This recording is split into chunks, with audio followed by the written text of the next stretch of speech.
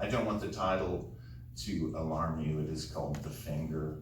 It's not what you think. But the explanation reads like this. I stole the last line of this poem while traveling down I-81 one day. Yeah, right, I know. What follows is an imagining of the circumstances that put that line where I found it. The finger. I was the finger. No, the other one.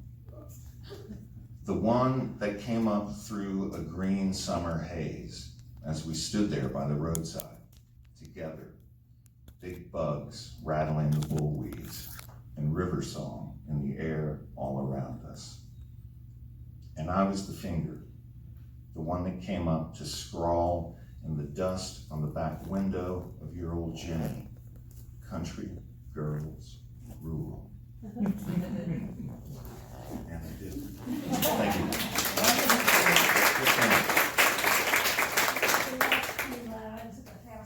I didn't quite hear it right. Oh, okay. So yeah, and it's probably easier to follow on the page, you know. No, I like hearing it because I don't read well. Well, and it's new, you know, so I'm figuring it out. Really, you know. I mean, these things do change. Like over the years, you go back to it, or you know, sometimes they age well. I don't know. So yeah, and it kind of brings the whole thing back around, right? Kenny saying, Kenny would say to me and to others, you know, if you were complaining about something, you know, when I was a lot younger then, I complained a lot more. And he would say, you know, it sounds like a personal damn problem. And he'd laugh, you know, and sort of encourage you to not take yourself so seriously, you know. So I'll start here. But to see the world in this way, as it could be, and to know it as it is, that is an entirely different affair. And I would not call it noble, I would not call it valiant. To tell the truth, I'm not sure what I'd call it, but I know enough to know that it most certainly does have a name. Personal problem. All right, that's my time. Thank you.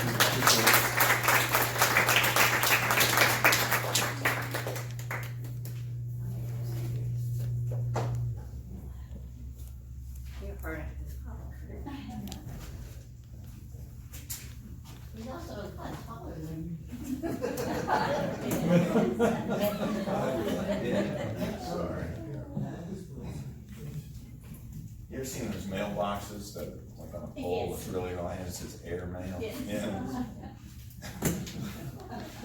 That's like down here. I'm Anita Firebaugh, and I've been a writer for 35 years. I've written for the Fincastle Herald and every other publication in the Roanoke Valley during that course of time. And actually I was at a Board of Supervisors meeting before I came here this afternoon because I have government meetings stuffed in my head and music in my blood, I think. So the poetry comes from some other spot because it's a lot different than writing a news article. But, and I don't write a lot of it, but I do write some. And as a journalist, I got to meet a lot of weird people sometimes. And in 2000, my mom passed away, and about 2 years later, I was over in Newcastle, and I was interviewing this fellow. He was said he was a chiropractor, and he just had moved in. It was a new business. But he had little tinctures and strange sort of things around his place, and he didn't last over there very long. But I went in to interview him and do a story, and he talks a little funny, and then he looks at me and goes, here, you've got viruses there. And I'm like, everywhere he pointed, I had a little mole or something, and I'm like, this is kind of weird.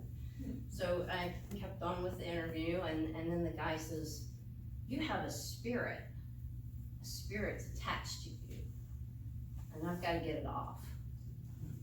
And I said, okay. So he said, you sit in this chair right here, close your eyes and don't open them, no matter what. So I did. And I don't know what he did. He might have held chicken feet over my head. I have no clue because I kept my eyes closed. But he did walk around me and I could feel the wind going whoosh, whoosh, whoosh. And anyway, at the time, I was still pretty much grieving my mom, and I felt like the spirit that he was talking about was probably my mother. And I had trouble writing poetry and things because grief does strange things to you, and I even had trouble sometimes with my articles. So I turned to form poems because I found those to be a little easier to deal with. And the poem that I'm going to read to you is a villanelle, and it's called Daughter by the Tomb, and it's kind of inspired by that little incident with the chiropractor, or whatever he was. And I hate to stand up in front of people, so excuse me for that. Daughter by the Tomb. Be still, mother, I pray for rain. I am not the one to curse the day, nor ask the dark to be light again. The thunder's strikes are foreordained, and all winds blow a separate way. Be still, mother, I pray for rain. I shall not kneel where you have lain. I will not lift you from the grave, nor ask the darkness to be light again. The rose thorn pricks, but brings no pain. The leaves grow brown, I cannot stay. Be still, mother, I pray for rain. The sun has dried the yellowed grain. With withered face you felt each ray, and asked the dark to be light again. The dew has left its glossy stain, and blends with tears I've wiped away. Be still, mother, I pray for rain. Don't beg the dark, be light again.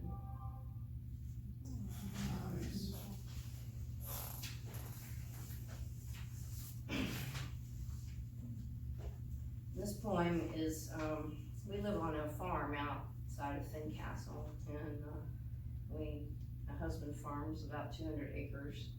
We raise cattle, and this poem is called Blackberry Weather. And I hope everyone knows that sometime around May the 10th it gets a little cold, and that's when the blackberries are blooming, but it's also when it's time to cut the hay. So, and this poem, Charlie Finn, who's sitting over there, was the judge along for many years, and maybe still is, I'm not sure, for the Botetourt County Library for poetry contest, and this poem won a place in one of those contests. Blackberry Weather. The hayfields cut across the road. 11 rows of orchard grass need the hay rake's caress. Another 20 acres wave emerald in the chilly May breeze, waiting for the slice of the mower's blade. When new leaves swish with wind, the tulip poplar's spit blooms, and the cardinal in the spruce cries, "What you? It's mowing time." Clouds, sun speckle the sky. Crows cry from the pines. Blue Ridge Mountains reach out, grab the green hills in a hug. Sunlight dances across Stone Cold Gap. Remember that story of the long-lost gold? The hay smells sweet, mixed with honeysuckle. Taste the blade of grass when it's caught in a whistle. Touch the blackberry brambles filled with pink and white flowers. If rains bring plump berries, the summer will make wine.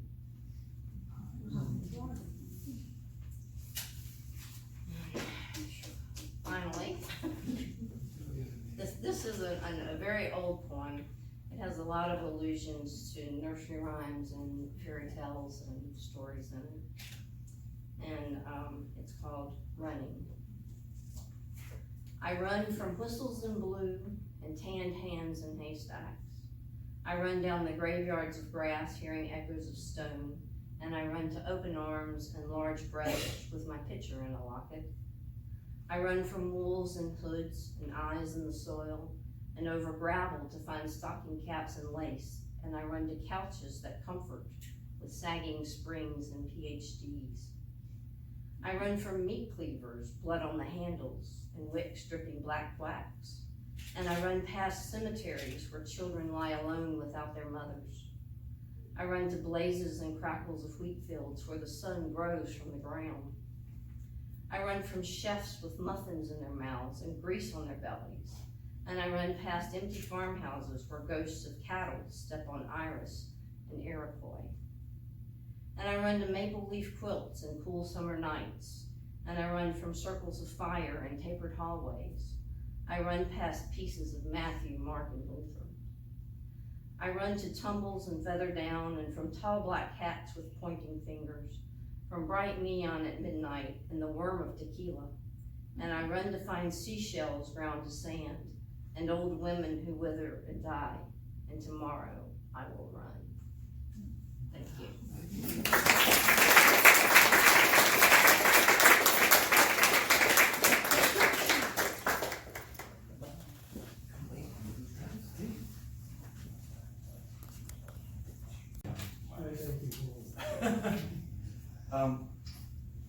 My name's Tim Miller, and I'm definitely slumming tonight, so thanks, Maurice, for inviting me to come out.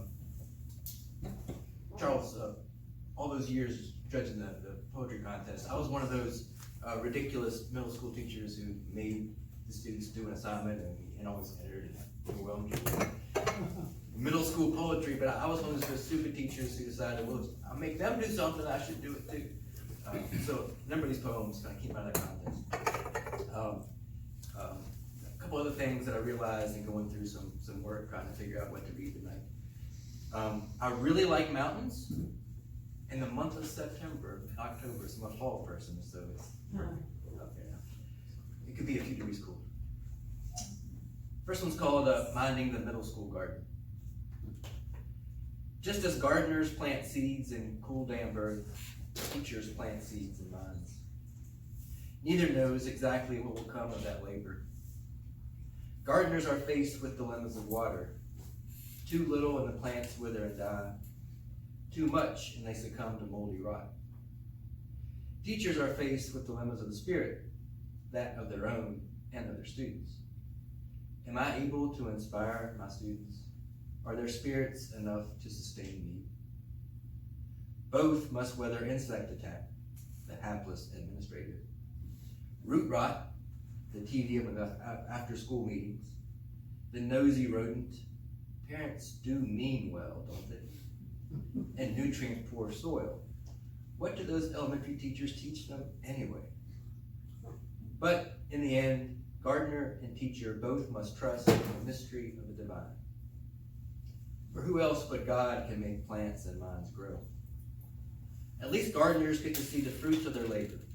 Rows of rising corn, beds of begonias, colorful cuttings filling every available vase, smacking lips and approving nods at the dining room table. Middle school teachers are rewarded with eye rolls, smirks, graffiti-covered shirt backs as students dart out of the classroom, out the front door, and into life. But on occasion, years down the road, that same teacher gets stopped in the aisle of Walmart or Kroger by that very same queen of the eye roll. Kind words are exchanged and maybe even, I liked your class, or that was a cool project, it really opened my eyes, or you made a difference. It's then you realize that maybe your harvest is the best of all. Now we get into the fall mountain poems.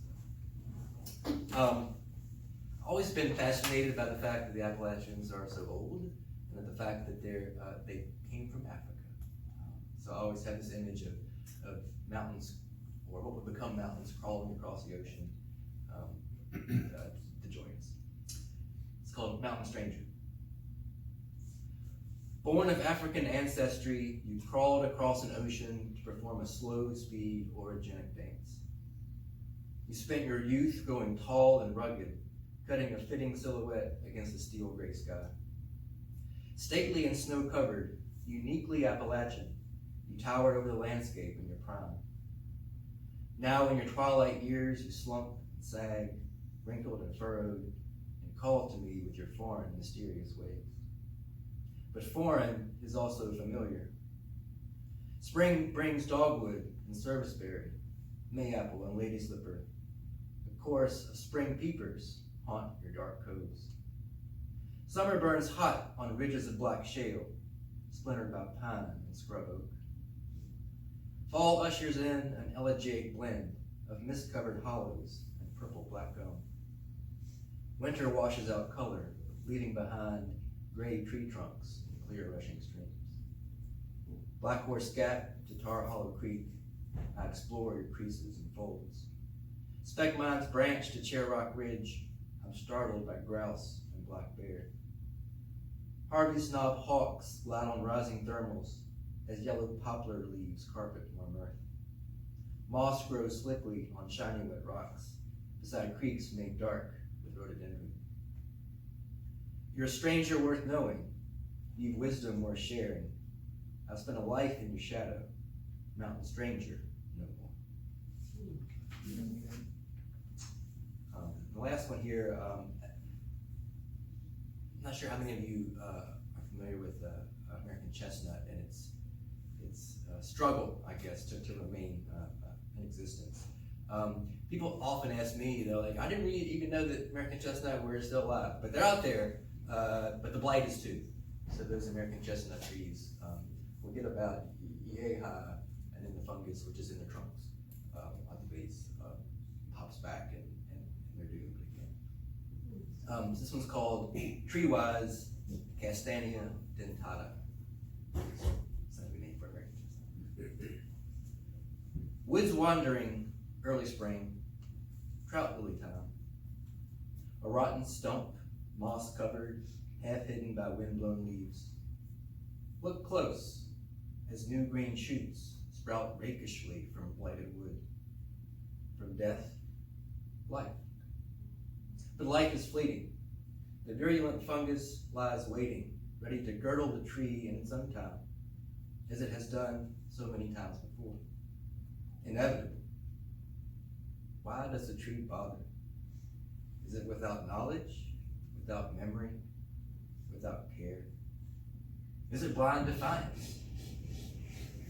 I'd like to think it's a stump accepting, knowing full well what darkness awaits, yet rising to meet it anyway. Thanks.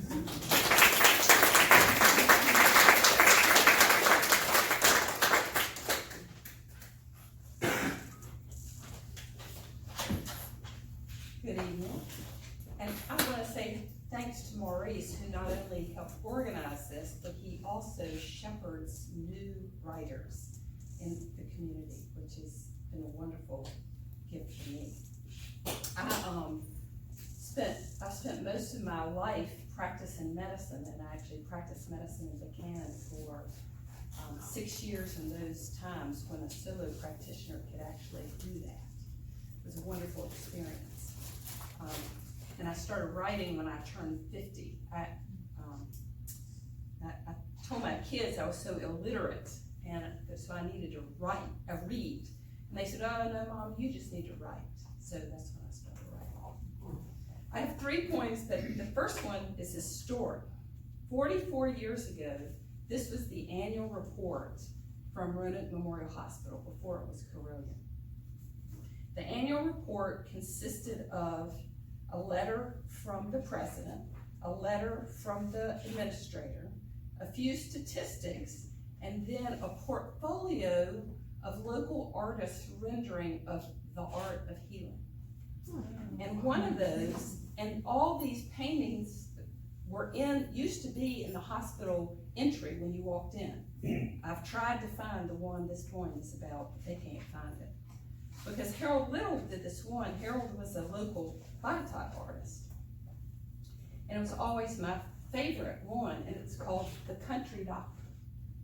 So this is, well, I spent most of my career in public health, and last year, 1918, was the 100th anniversary of the influenza pandemic of 1918, and that picture was in my mind, and so I decided to do a persona poem from that picture. And a persona poem is when you put yourself in the shoes of somebody you want to write about. So this poem was published in Artemis this year, and this is the Artemis Journal, which is a wonderful regional journal that Maurice co-edits, and it's both artists and writers. So the name of this poem is called The Country Doctor's Wife, and it's inspired by Harold Will's painting. Another knock at the door, and the sun's not even up. Who's it gonna be this time? Doc hadn't been home since yesterday. I put food in his bag and kissed him on his way, headed down Catawba Valley. After that, I got word there's an illness going around. Lots of our strongest are down, not just the old ones. The door's been pounded since dinner.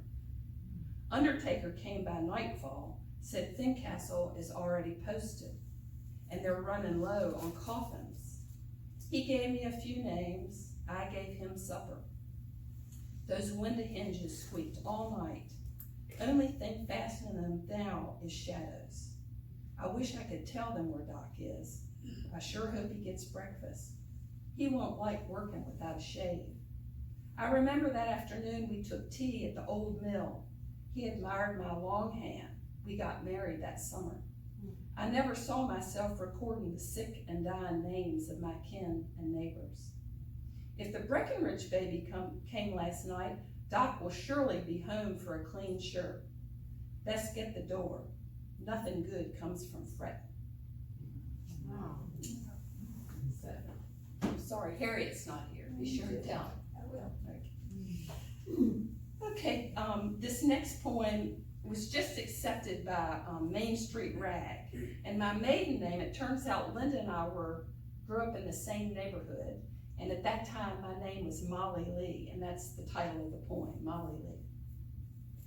I sit on the gray hooked rug with my back propped on the couch where I watch TV with my family on Sunday to practice my name while everyone else is at school.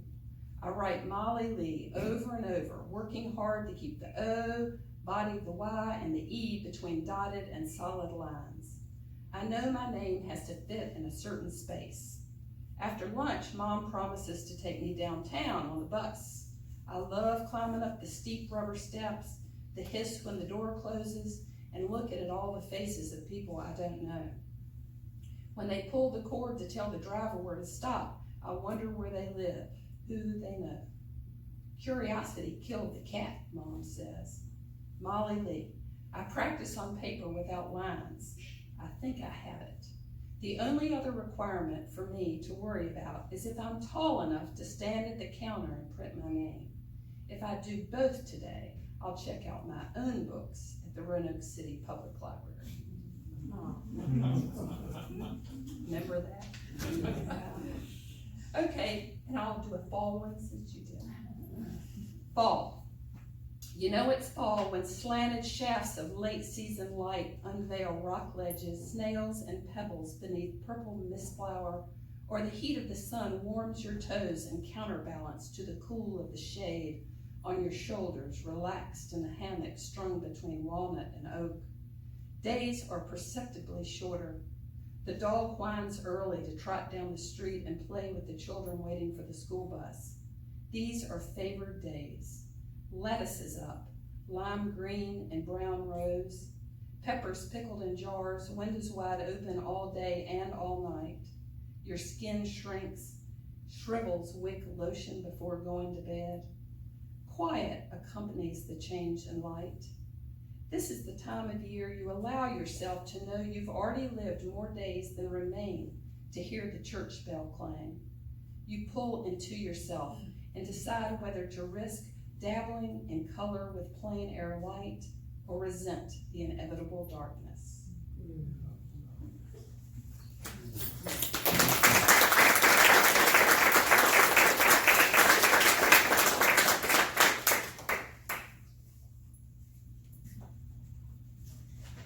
Hello, thank you so much, Maurice, for organizing this and for inviting everyone.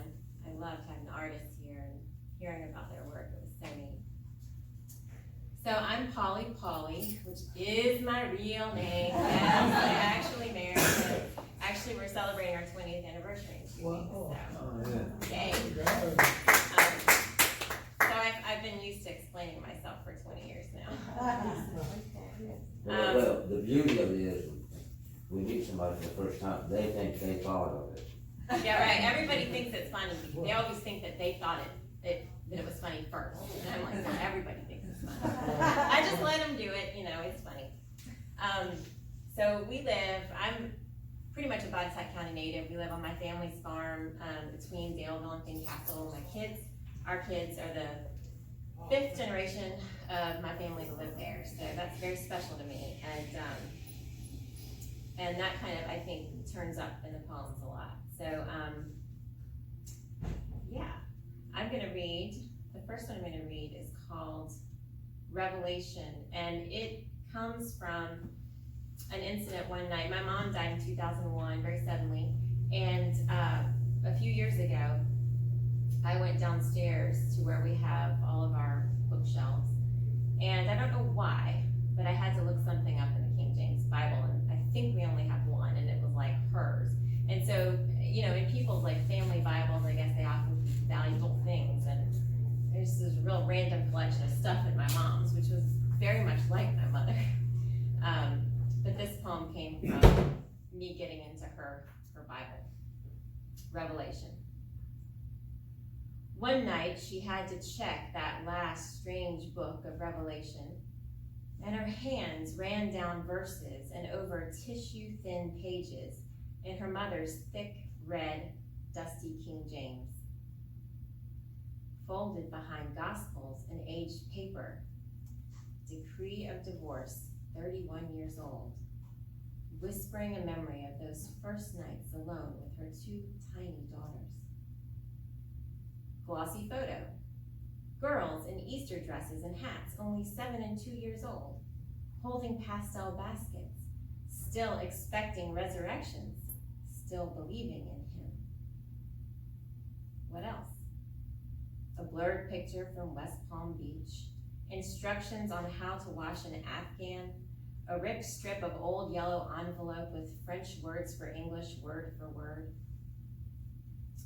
She read, "The light of a candle shall shine no more at all in me, and the voice of the bridegroom and of the bride shall be heard no more at all in me."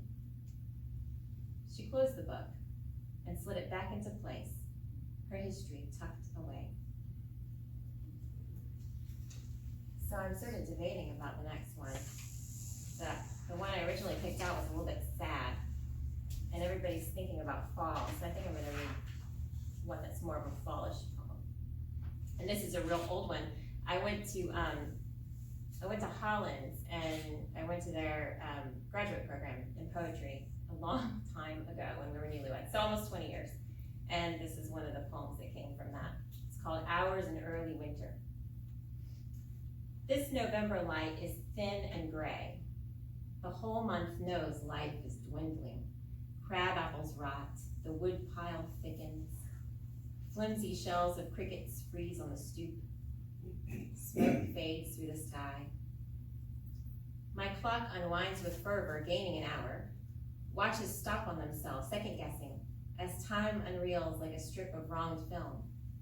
A fury of minute hands skip back, dragging sunset, dinner, and bedtime. November, cold and flat, contains the chill, still air of the hunt. This month is a seeking of glory and the awareness of being sought. The minutes unfold and then stop. There is no plot, no story, and no end. Those 30 days are uninhabited minds, motionless within themselves. There is only the hint of winter and the turning of minutes. And then this last poem that I'm going to read is a result of my wandering through the Old Testament. I really like to read the Bible, but I really enjoy reading the Old Testament, which is an odd thing to say, because the Old Testament's pretty serious. There's a lot of serious stuff in there.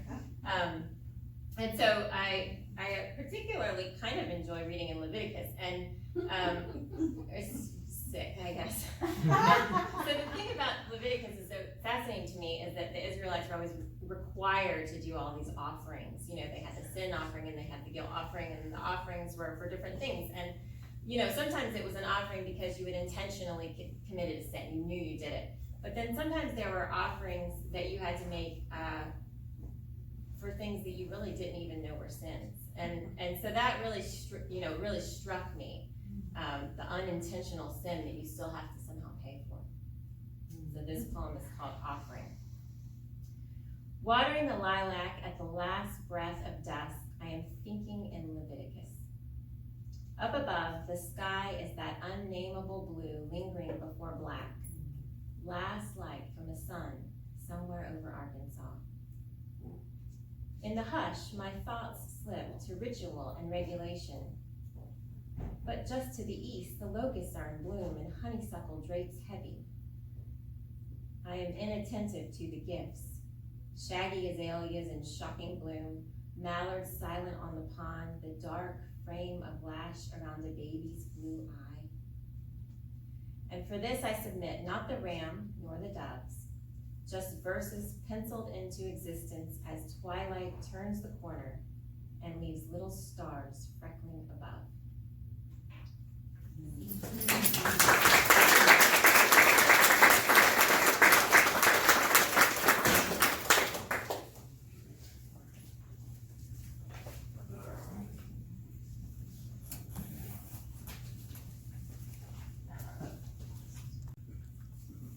I'm Maurice Ferguson, literary editor of Artemis. Crystal is our videographer. What's up, Maurice?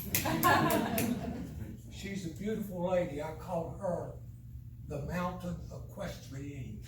You do call me that on Yes, Facebook Messenger. Yes, I do. I call I her. appreciate it's unique. And I do that with everybody. I make up names I love for it. everybody. I'm honored. And she's our Mountain Equestrienne. There were so many poets to pick from. You know, we could have picked Thorpe Local from Arcadia. Kathy Hankel lives up in Troutville. Charles is a great poet. Charles also is the judge of the Botetourt Library System, has a poetry contest each year. And Charles picked a poem, and I'm gonna start with it since Charles picked his poem a few years back for first place. And it's called Zen Poem for Cham. And Cham, my beautiful wife, Lynn, we had this boy back in 1983, and he finally grew up here about 2 weeks ago. He got married.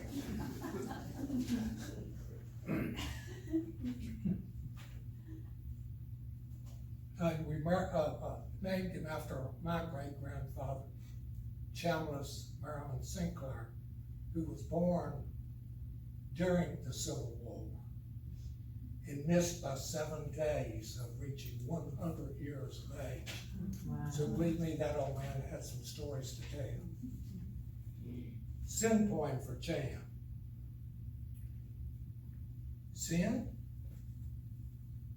I know nothing about sin, although I've heard inside the mind's ear that death whoosh of night's falling stars. Every shape, every form of them that landed on the cinder heap of razor-strop silence, such as a saber-toothed tiger's teeth. Cham, only the heart can carry us from the leafless woods to the blossoming springtime. Only soul's cart moves us along. Zen, I suppose if it means anything, it means to wait like a naked convalescent for the green gown of patience. Zen, you ask? I don't know, but listen. The first leaf whispers the universe is at it again, singing to its audience. And this next poem,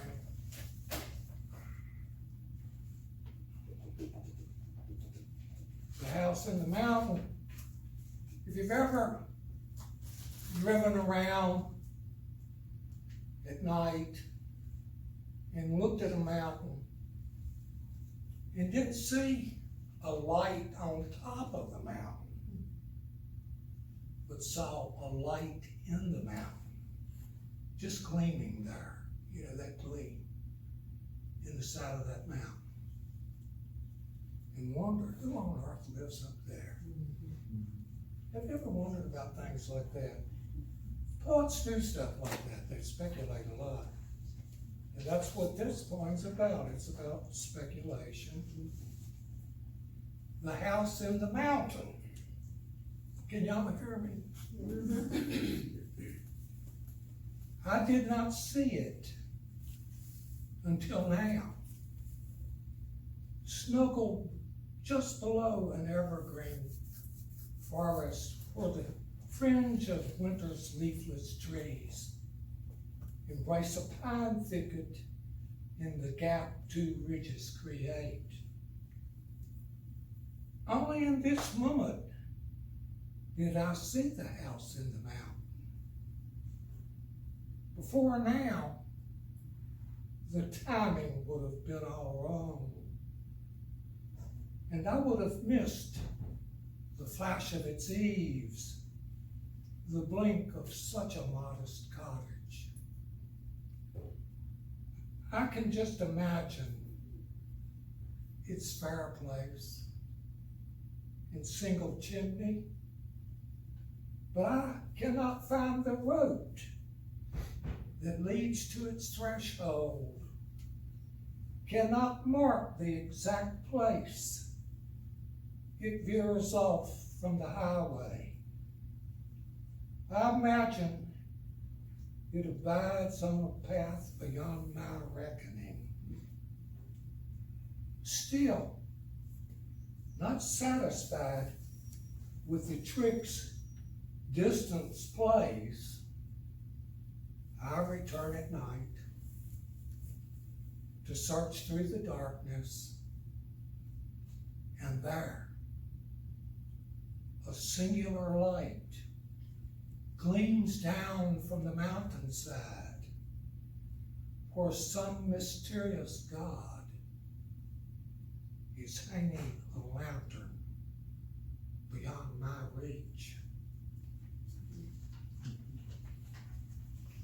And I've got a little time here.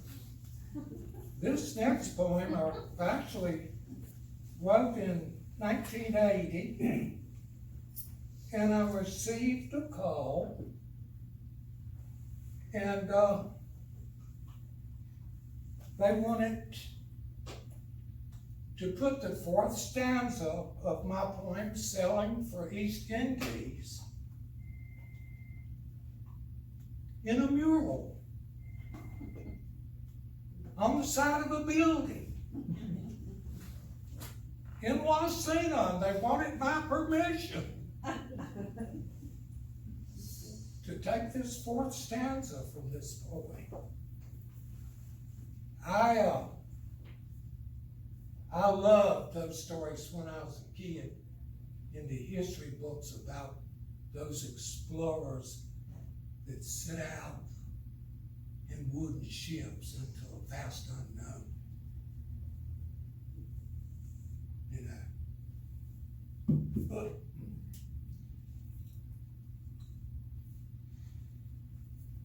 so I picked 4 explorers: Hudson, Frobisher, Magellan, and Columbus. And the reason I picked those 4 is none of them found what they were looking for. Not a one of those boys.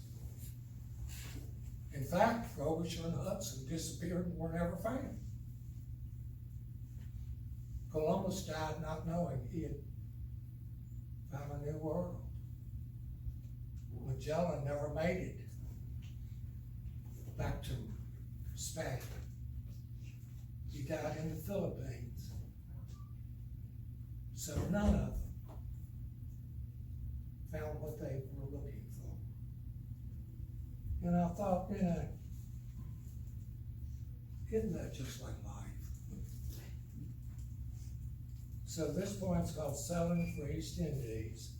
And I gave them permission to use the fourth stanza. So, poem's up from 39 years ago, and they wanted to put it on a mule.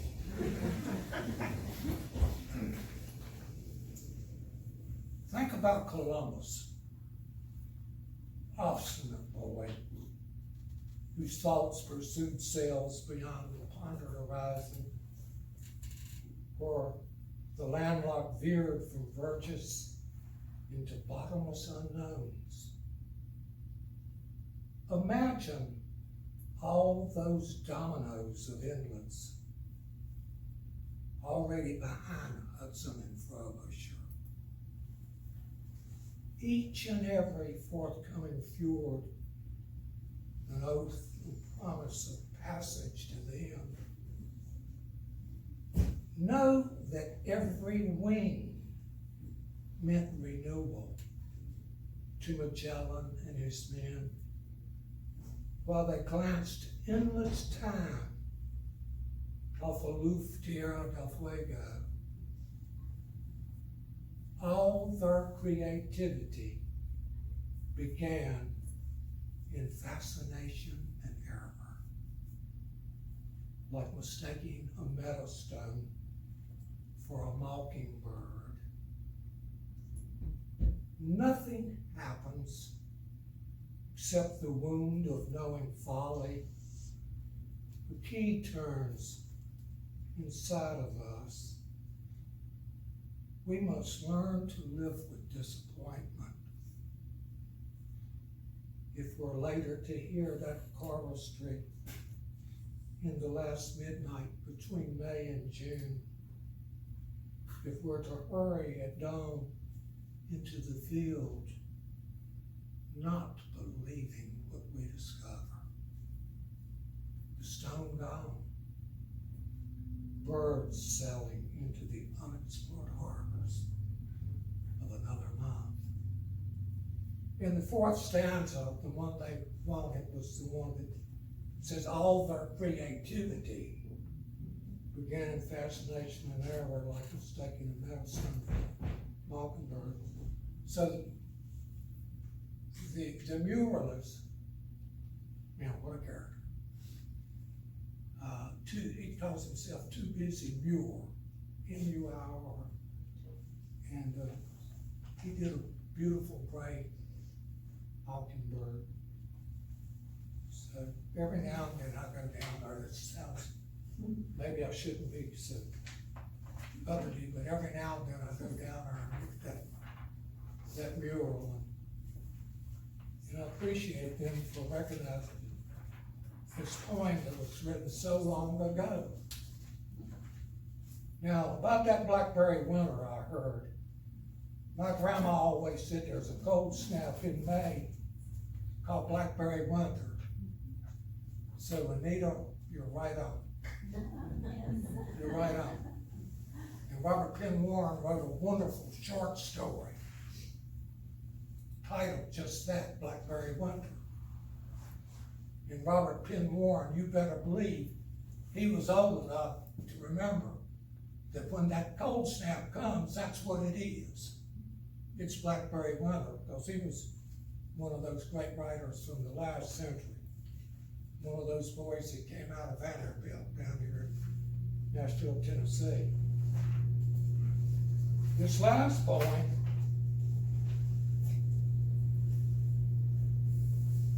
I love lighthouses. I think they're one of the most magnificent things on the face of the earth. And we'll go to great lengths to find one of them. And the closest one to me is Assateague Lighthouse. There might be one closer than that in Norfolk, but I always go straight through Norfolk and get that Chesapeake Bay Bridge. And my wife and I, my son, we used to go to Chincoteague, Virginia, quite a bit. This poem was written in 1999, so it's not as ancient as the other poem. You know, it's called Assateague Lighthouse. And you will see that I equate the lighthouse to an angel. And I like to think that my work, without falling into religiosity, is about this thing in me that is spiritual.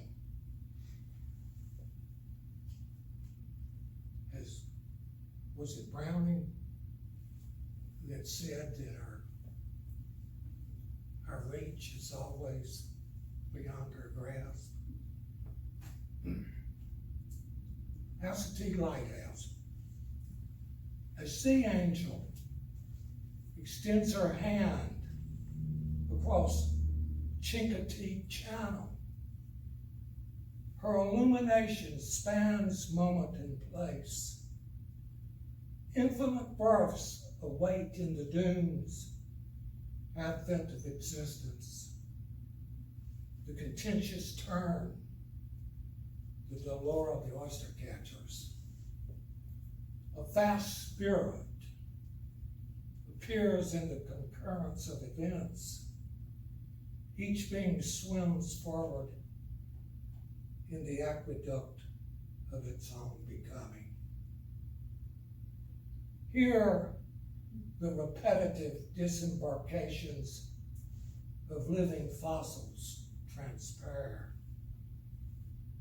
Loggerhead turtle and horseshoe crab emerge from the effusive deep, while this sea angel, from her obelisk of attention, perceives the intimations of morning before day uncloaks the dwindling embers of stars. The crabber at dockside setting out his pods, one lone fisherman tilling with the tide, the shrimp trawler and the winged fishes that are above prow, the gulls that shrink in the wake of propeller and rudder,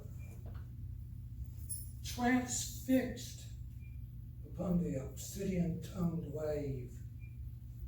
The moon seems to be a pearl in the belly of an oyster, blind to nothing. This sea angel treads on water, cleaves the darkness with her expansive blade of light. Before moon slips inside its blue locket of day, before dawn's choristry recedes and the sun emerges from the ocean,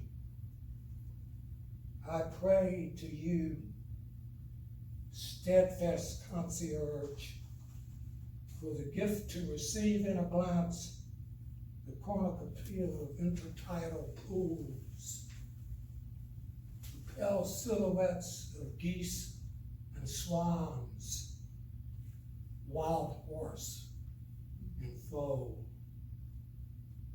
a scent of dolphins and humpback whales, the pelicans plummet. O maritime goddess, I pray for perspective. 360 degrees of beacon, where and when to plant my easel, to take root of rotunda in the ripeness of time. Now fold your watchful hand in your coat. and rest until twilight. Then hang again, sea angel, your lantern upon the dark outbursts of the tide. Thank you.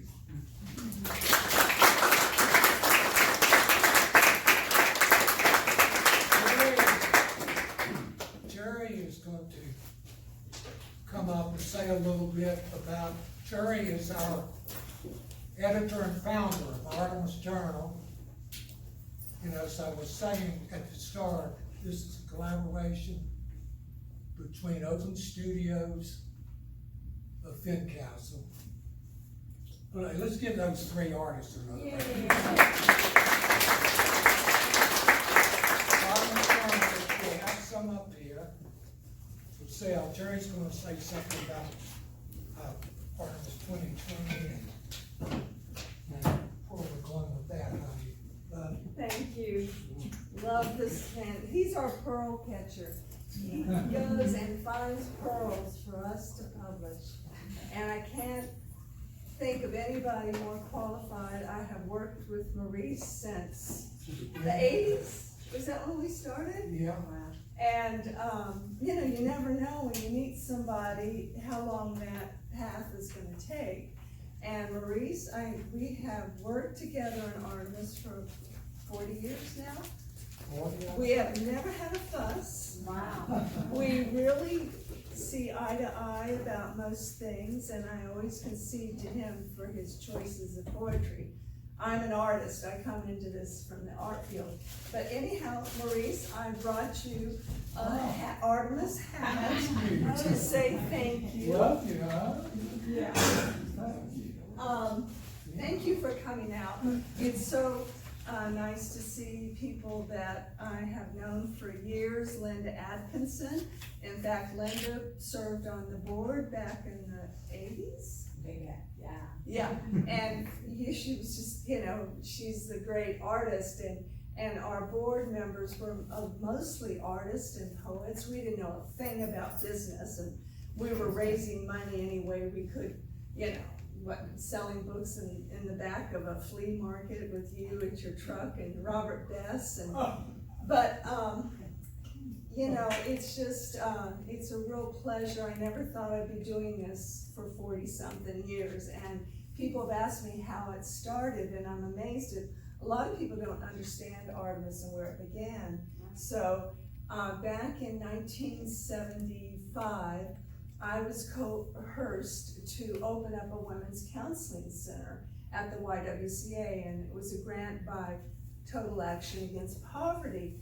And at that time, I'm a child of the 60s, I had been out trying to save the world. I'd lived in DC, and by the time he offered this job, I decided I was going to save myself because I was not getting anywhere with the world. And so they offered me a grant to do a photographic study of mountain women, and it was just an amazing offer, and open up this counseling center.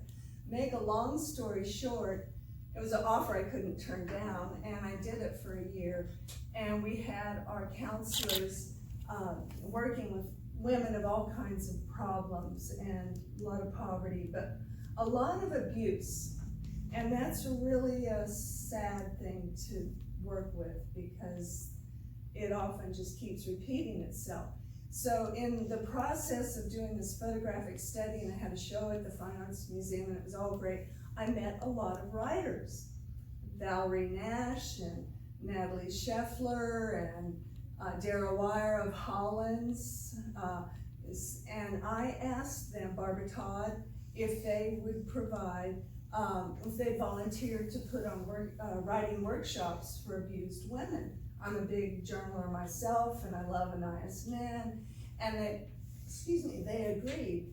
And we saw amazing results with, you know, journal writing and encouragement to, you know, put their feelings out, because a lot of, you know, abused people are having a hard time, things are repressed. So I just thought, let's publish, you know, we'll publish it. And Artemis, what a great lunar goddess, and the people at TAP were so supportive, and they said, we'll find the money, you know, we'll publish. And so we started, and so for the first 3 years, it was a feminist journal coming out of the basement of the YWCA, promoting the Women's Center. And then we had a man, Robert, oh, I shouldn't tell who it is because I'm not supposed to say who it is, but he changed his name from Robert to Roberta, submitted a poem, and we published it. And it was just like, he finally reveals, and the people I'm working with are like, oh my God, we have a man in our journal, and we, you know, it's just, and I'm like, well, maybe it's time to evolve, because there are some really, really good guys out there, so let's just embrace it. And that's how men came in, that's how Maurice came in. You were with,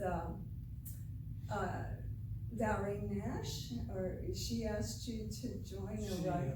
Yeah, She asked me to join the writers workshop that yeah. she did at Dubai. So just, you know, I think about the history of Artemis, and we have stood on the shoulders of so many wonderful people who have volunteered to work with our organization. We are a 501c not-for-profit, and talking about Molly, so good to hear you read. I've read your poetry for years. 100 years ago was the flu epidemic, 1918. Well, the reason I bring that up is I've been thinking about 100 years ago recently, because a year ago I had to write a grant, and I have to come up with ideas of what we're gonna do our theme. And next year's the 100th anniversary of the 19th Amendment, giving women the right to vote. It was finally ratified. So that's gonna be our theme next year, but I don't wanna box artists and writers in. I mean, it's gonna be a really kind of vague, artsy theme.